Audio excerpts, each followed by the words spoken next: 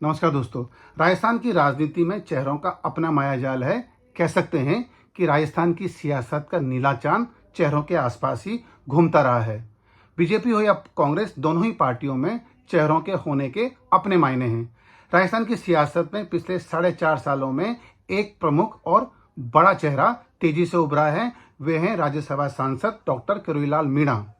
कह सकते हैं कि बीजेपी के भीतर अगर विपक्ष का कोई सबसे प्रभावशाली और सबसे आक्रामक चेहरा है तो वे डॉक्टर मीणा ही हैं।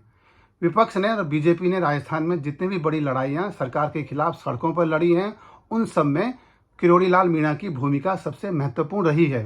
पेपर लीक का मामला हो, चाहे दलित अत्याचार का मामला हो, बढ़ती आपराधिक घटनाओं का मामला हो, बढ़ते बलात्कार का मामला हो, या जो इन दिनों जल जीवन मिशन में भ्रष्टाचार की चर्चा पूरे देश में है, उसमें भी सबसे महत्वपूर्ण भूमिका डॉक्टर मीणा ही ने निभाई थी।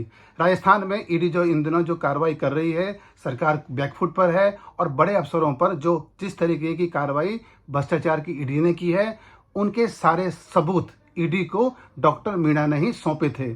पेपर लीक के मामले में भी सबसे पहले आवाज डॉक्टर मीणा ने ही उठाई थी और उन्हीं के दस्तावेजी सबूतों के आधार पर एसीबी ने कार्रवाई की थी।